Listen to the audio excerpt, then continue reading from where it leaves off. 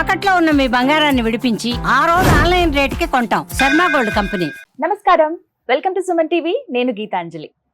Akshaya Tritiya April 30వ తారీఖున ఆ రోజు ప్రత్యేకత తెలుసుకుందాం. ఇంకా విశేషంగా మనందరికీ తెలిసింది ఏంటంటే ఆ రోజు బంగారం కొనుక్కోవాలి, లేకపోతే ఆ రోజు ఇలా పలానా దైవ దర్శనం చేసుకోవాలి అని చెప్తూ ఉంటారు. అంతకన్నా మించి సింహాచల క్షేత్రంలో ఎంతో వైభవంగా ఆ రోజు పూజాది కార్యక్రమాలు జరుగుతాయండి. ఎంతమంది భక్తులు దర్శించుకుంటారో కదా. కానీ అక్షయ తృతీయకు సింహాచలం స్వామి వారికి అసలు సంబంధం ఏంటి, ఆ రోజున ఎందుకు ఆ స్వామి నిజరూప దర్శనం ఇస్తారు, ఈ వివరాలు తెలుసుకుందాం. వివరించేందుకు ప్రస్తుతం మనతో పాటు ఉన్నారు ప్రముఖ నృసింహ ఉపాసకులు డాక్టర్ కృష్ణ చైతన్య స్వామి గురువు గారు. వారితో మాట్లాడదాం. గురుగారు నమస్కారం అండి. నమస్కారం అమ్మా. అక్షయ తృతీయ చాలా ప్రత్యేకం. అయితే ఇందాక అన్నట్టుగా సింహాచలం స్వామివారి నిజరూప దర్శనం ఆ రోజు లభిస్తుంది. కానీ మామూలు రోజుల్లో అయితే అసలు ఆయన రూపం ఎలా ఉంటుందో తెలియదు, పూర్తిగా చందనంతో ఇలా కప్పబడి ఉంటారు. కానీ ఏమిటండి ఆ రోజున ఎందుకు నిజరూప దర్శనం ఉంటుంది, అసలు ఆ ప్రాంత విశిష్టత ఏంటి? సింహాచలం సింహాచలం అనేటువంటిది అత్యద్భుతమైనటువంటి వరాహ నృసింహ స్వామివారి క్షేత్రం అమ్మా.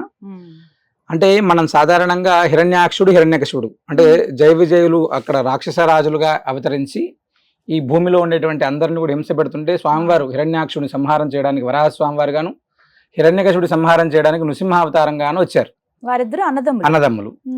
ఆ యొక్క రెండు రూపాలని కూడా ఏకకాలంలో దర్శనం చేసుకోవాలి అనేటువంటి ప్రహ్లాదుడి కోరిక పైన సింహాచలంలో స్వామివారి వరాహ నృసింహ స్వామివారికి అక్కడ వెలిశారమ్మ. రెండు విభిన్న రూపాలు కలిసి ఉంటది సింహాచల క్షేత్రంలో.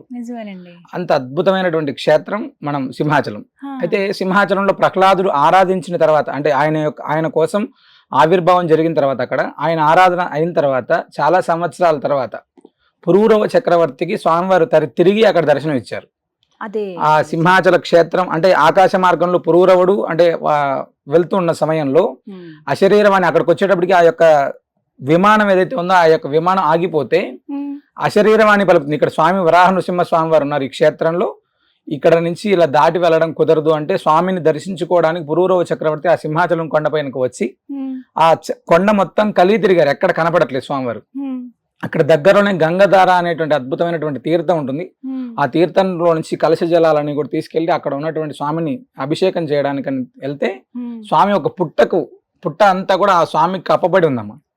అక్కడ ఎంతైతే పుట్టమని ఉందో అంతా కూడా తొలగించి పక్కకు పెట్టేసి ఆ స్వామివారికి తిరుమంజనం చేస్తే ఆ స్వామి యొక్క కాంతి శక్తి వేడి అనేటువంటిది పురూరవ చక్రవర్తి ఎవరి వల్ల కూడా కాలేదు తట్టుకోవడం.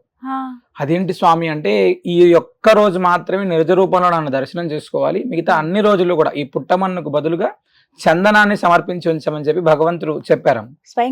స్వామి యొక్క ఆజ్ఞ మేరకే చెప్పినటువంటిది అది. అత్యద్భుతంగా మనకు 365 రోజుల కాలం పాటు 364 రోజులు పూర్తిగా స్వామివారి చందనం చెక్కబడి ఉంటది. పూర్తిగా ఒక్క అక్షయ తృతీయ రోజు రాత్రి మాత్రమే అంటే పూర్తిగా ఆ రోజు ఉదయం నుంచి రాత్రి దాకా స్వామివారి దర్శనం సేమ్ యాజ్ ఇట్ ఈజ్ గా. అప్పుడైతే 1008 కలశాలతోటి స్వామివారికి తిరుమంజనం చేశారు, తిరిగి అక్షయ తృతీయ రోజు రాత్రి 1008 కలశాలతోటి తిరుమంజనం చేసి మళ్ళీ చందనాన్ని స్వామివారికి 125 కేజీలు ఫస్ట్ సమర్పిస్తారమ్మా. పూస్తారు. అక్షయ తృతీయ రోజు 125 కేజీలు, వైశాఖ పౌర్ణమి రోజు 125 కేజీలు, జ్యేష్ఠ పౌర్ణమి రోజు 125 కేజీలు, ఆషాఢ పౌర్ణమి తోటి లాస్ట్ 125 కిలోలు, ఇలా మొత్తం 500 కిలోల చందనాన్ని స్వామివారికి సమర్పిస్తారు. తొలగించారు ఆ పుట్టమన్నుకు బదులుగా చందనాన్ని సమర్పిస్తారమ్మా. అంటే స్వామిని ఆరాధించడం, నృసింహ ఆరాధన అనేటువంటిది సాధారణంగా చాలా అత్యుత్తమమైనటువంటి వరాహ స్వామివారి ఆరాధన. అంటే మనకు ఉండేటువంటి భూ సమస్యలు, కోర్టు సమస్యలు, అంటే మనకి ఇల్లు కావాలి, మన అసలు ఇల్లు లేదు అనుకునేటువంటి వాళ్ళు, ఆర్థిక స్థిరత్వం లేదనుకునేటువంటి వాళ్ళు కావచ్చు, లేదా కుటుంబంలో ఏదైనా అశాంతి ఉండేటువంటి వాళ్ళు కావచ్చు, వరాహ స్వామివారిని వరాహ నృసింహ స్వామివారి ఆరాధన అనేటువంటిది అత్యద్భుతమైనటువంటిది అమ్మ. భార్యాభర్తల అన్యోన్యత లేదు, వరాహ నృసింహ స్వామివారి యొక్క దర్శనం అనేటువంటిది అద్భుతం. మన ఇంట్లో డబ్బులు లేవు, అసలు డబ్బులు ఉండట్లేదు, మనం ఎంత కష్టపడ్డా స్థిరత్వం అనేటువంటిది ఉండట్లేదు, ఖచ్చితంగా నృసింహస్వామి వారి యొక్క దర్శనం అనేటువంటిది అద్భుతమైనటువంటిది. ఒక్కరోజు నిజంగా అసలు ఎంతమంది పోటీ పడతారండి? అంటే అక్షయమైనటువంటిది. అక్షయ తృతీయ అనగానే మనందరం చాలా మంది వెళ్ళి బంగారం కొనాలి లేదా ఇంకోటి కొనాలి, ఏదైనా ఇలాంటి ఆలోచన ఉంటుంది. చాలా వరకు భగవంతుడి యొక్క దయ వల్ల చాలా మారారు, కానీ తెలుసుకోవడం. ఆ రోజు నృసింహస్వామి వారి యొక్క దర్శనం ఎంత గొప్పదయ్యా అంటే నిజంగా మన ఇంట్లో ఉండేటువంటి సకల దారిద్ర్యాలను హరించేటువంటి రోజు అక్షయ తృతీయ. అనంతమైనటువంటి భగవద్ అనుగ్రహాన్ని అందించేటువంటి రోజు అని అక్షయ తృతీయక పేరు.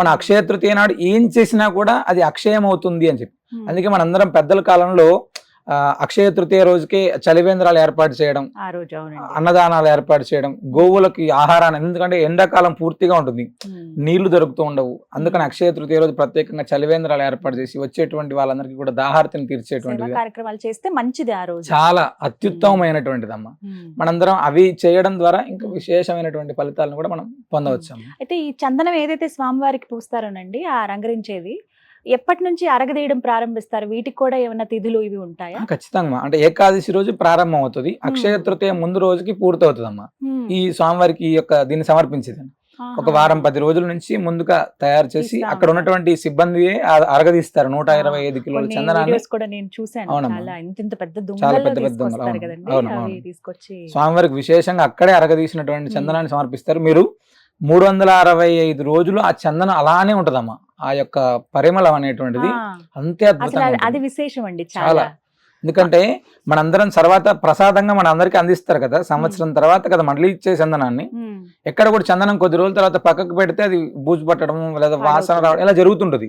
అక్కడ స్వామి చందనం అనేటువంటిది 365 రోజుల తర్వాత మన చేతికి వచ్చినప్పుడు కూడా అంతే పరిమళాన్ని అందజేస్తుంటారు. మేము ఆ రోజున అందిస్తారా అండి? ఆ రోజున ఆ ఇస్తారా? రోజు మరుసటి రోజు నుంచి, అంటే దర్శనానికి వచ్చినటువంటి వాళ్ళు తీసినప్పటి నుంచి మరుసటి రోజు నుంచి అందరికీ కూడా అందిస్తుంటారు అమ్మ. ఉహుం. మేము మధ్య కాలంలో దర్శనం చేసుకున్నాం సింహాచలాన్ని, ఆ. చందనం ప్రసాదం తీసుకున్నాం. ఉమ్. అది ఇంటికి వచ్చే వరకు కారులో కూడా అంతే గుబ్బాలింపు, హా. అంత అద్భుతంగా. అంటే భగవద్ అనుగ్రహం అనేటువంటిది భగవంతుడికి అంటి ఎలా పెట్టుకొని ఉంటుంది? ఉన్నటువంటి చందనం కదా, ఉమ్. అద్భుతమైనటువంటి ఫలితం అమ్మ అది. చాలా ఉమ్. విశేషం. అది దొరకడమే చాలా విశేషం అవునమ్మా. నిజంగా. మొత్తం మీద ఈ రోజున అంటే అక్షయ తృతీయ రోజున దర్శించుకోవడం అనేది మద్భాగ్యం. అక్షయ తృతీయ రోజు వరాహస్వామి వారిని, నృసింహస్వామి వారిని దర్శించుకోవడం అనేటువంటిది మన పూర్వజన్మ సుకృతం అనేటువంటిది ఉంటే మాత్రమే ఉమ్. అక్కడ దర్శనం కలుగుతుందమ్మా. ఉమ్. అది సింహాచలం వెళ్ళడం అనేటువంటిది ఒక భాగ్యం. ఉమ్. అక్కడ వెళ్ళలేకపోయినప్పటికీ కూడా ఏదైనా నృసింహస్వామి క్షేత్రం, ఏదైనా వరాహస్వామి వారి క్షేత్రం, ఉమ్. ఆ అక్షయ తృతీయ రోజు దర్శనం చేసుకోవడం అనేటువంటిది అత్యుత్తమమైనటువంటి ఫలితాలని ఇస్తుందమ్మా. ఉమ్. తెలుగు రాష్ట్రాల్లో మనకు అందుబాటులో ఉన్నవి చాలా చాలా చాలా ఉన్నాయి. చోట్ల ఉన్నాయి. నరసింహస్వామి అవును. వారివి తెలంగాణ అయినా ఆంధ్రప్రదేశ్ అయినా చాలా అవునమ్మా. ఉన్నాయి.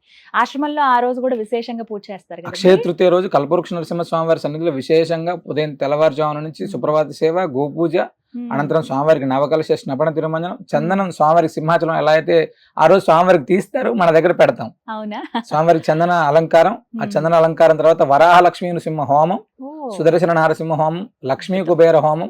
ఇది అయిన తర్వాత ఆ రోజు వచ్చేటువంటి భక్తులందరికీ కూడా ఆ పెట్టినటువంటి చందనాన్ని అందరికీ కూడా ఉచితంగా ప్రసాదం అందించడం. ఇస్తారు. అదే విధంగా అక్షయ తృతీయ రోజు ఎవరైతే హోమంలో కూర్చున్నారో వాళ్ళందరికీ కూడా అక్కడ లక్ష్మీ అమ్మవారి విశేషంగా వెండి స్వామివారి యొక్క ప్రసాదంగా ఇవ్వడం, ఇవన్నీ కూడా మనం చేస్తున్నాము. ఉమ్. సత్సంతాన ప్రాప్తికి గరుడ ప్రసాదం, ఆ ఇవన్నీ రోజు. కూడా ఆ రోజు మనం ఇవ్వడం జరుగుతుందమ్మా. ఆ రోజు ఎవరైనా ముందు రోజు రావాలండి? అక్షయ తృతీయ రోజు వస్తే ఆ రోజు వచ్చినా సరిపోతుందా? సరిపోతుంది. ఆ రోజు ఉదయం రోజు ప్రాతకాలం వచ్చినా నుంచే ప్రారంభం అవుతుంది, ఉమ్. ఉదయం నుంచి రాత్రి దాకా కొనసాగుతూనే ఉంటుంది కాబట్టి ఎప్పుడైనా ఉదయం వచ్చి దర్శనం నమోదు చేసుకోవచ్చు. చేయించుకోవాలా? అక్కర్లేదమ్మా. డైరెక్ట్ గా వచ్చేయచ్చు. వచ్చేయచ్చు. హోమానికి కట్టాలి, హోమాల్లో ఉండాలి అనుకుంటే మాత్రమే నమోదు ముందుగా చేసుకుని చెప్పాలి. సరిపోతుంది, ఉమ్. లేకపోతే ఆ రోజు వరకు సరిపోతుంది. చాలా చక్కగా వివరించారు గురుగారు, ధన్యవాదాలండి. నమస్కారం. విన్నారు కదా, చాలా విశేషంగా జరుగుతాయి. ప్రత్యేకించి మీరు హోమం చేయించుకోవాలనుకుంటే కనుక భద్రాచలంలో ఉన్నటువంటి గోవింద కల్పవృక్ష నరసింహ ఆశ్రమానికి వెళ్ళండి.